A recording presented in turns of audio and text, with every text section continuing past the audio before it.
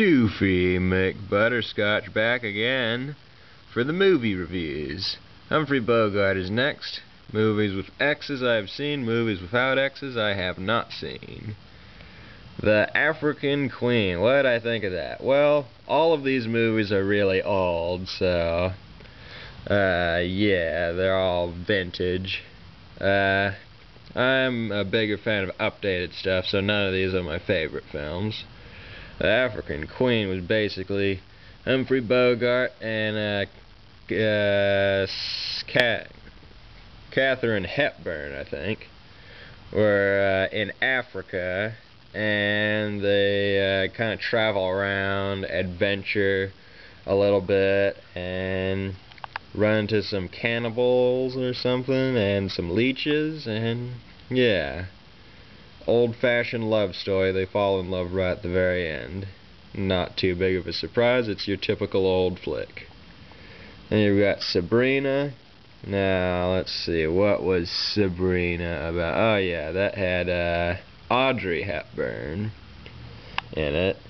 And she was like the poor girl living next to rich neighbors. She's had a crush on Humprey Bogart's younger brother her whole life, and then she gets to know Humprey Bogart a little bit better, and yeah, that happens, which is a little awkward. So Humprey Bogart gets some more action in that one. There you go. The Barefoot Contessa, now that one was pretty darn boring. I can't say I understood the plot. There was a little bit of death in it.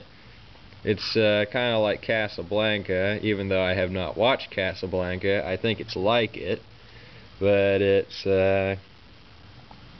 in color, and yeah, I really don't have a lot of input because these are way before my time. Dark Passage. Now that one, I think that's my favorite Humprey Bogart film so far that I've seen. It's in black and white, and he's kind of playing the same role that Harrison Ford does in, let's see, what was that movie? I'll flip to it real quick so I can remember. The Fugitive, yeah, The Fugitive. It's like that, except it's older. Everyone is out to get Humprey Bogart, and they want to get him.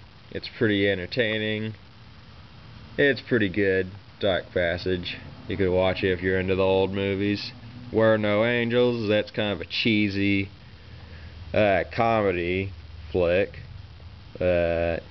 Yeah, it's about Humprey Bogart and two other dudes that go into a house and get them all to like him. So yeah, my reviews on Humprey Bogart are really lackluster and kind of suck because I'm not really a Humprey Bogart guy. He's way before my time. Back in the old days, if you talk to the old geezers that are in their 80s, they'll probably tell you, oh, Humprey Bogart, oh, he was so great, he was the manliest man of all time, oh my goodness, he's awesome. But, you know, for a 20-year-old guy like me, I really don't have much of an opinion on the guy. It's just way before my time. Way before my time. Anyway, Marlon Brando. Let's start with Superman. Now, I watched this movie fairly recently. I should have watched it earlier, but, you know, I left it a little bit too long. I thought it was pretty good for a Superman flick. Yeah, I liked it quite a bit. I wouldn't go out there and say it's the greatest movie ever. It's your typical Superman flick, and I think it's straight down to the point, and it's pretty good. It's got a really good plot, excellently put characters. Lex Luthor could be a bit more badass. He's kind of boring in the sense of what he is now. I mean, if it was a Legion of Doom thing, I think it would have been awesome, but you know, yeah, that happens. The Godfather, another really good one. One of the best mob movies ever, and I absolutely love this one. I'm really into the mobster flicks. That's another genre that they're doing an excellent job on. This one is just a classic, and I wouldn't want to ruin a single bit of it for you. So if you have not watched The Godfather, you have got to watch it. Whether you're into gangster movies or not, you've got to watch it because it's just a classic, and people will make fun of you if you say you haven't seen The Godfather. So you gotta watch The Godfather. The score. This is another kind of gangster betrayal flick. It's got Robert De Niro, he's the main star of it, and Ed Norton is his accomplice, but Ed Norton eventually betrays Robert De Niro. No surprise for anyone that knows Edward Norton. I mean, seriously. Would you trust Edward Norton? If you saw a guy that looked like Edward Norton, would you really trust him? I mean, seriously. You've got to be a moron to trust a guy like that. I mean, the face. Sometimes it's bad to be judgmental, but sometimes you can just look into someone's face and you can tell that they're a backstabbing scumbag. I mean, seriously. I mean, he turned down the sequel to the Hulk. I mean, come on. He's got to be a dickhead. He's just got to be.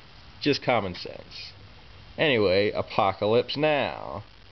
This was a really, really weird war flick, and as I've said, I'm not into military or war flicks, and I was not into this one very much. It had Charlie Sheen, but trust me, he was not funny in it in the least bit. It was really, really fucked up for a movie. Really weird, a lot of death, and it was just really awkward because soldiers were going crazy. They were starting to form their own communities among the cannibals. It was just a really, really, really weird movie. It was hard to watch at some points. Don Juan DeMarco, let's see if we can do this. Yeah, it had Johnny Depp in one of his less memorable roles. He was convinced that he was a Spanish lover and had the power to woo any woman, and he was teaching Marlon Brando in his older days to do that, but yeah, it's a romantic thing, and I thought it sucked. And this is where Marlon Brando starts to go downhill. When I explain some of these ones at the bottom, it's going to get a hell of a lot worse. Marlon Brando he goes really downhill in these movies right here. I'll tell you more about that in the next video, but until then, see ya!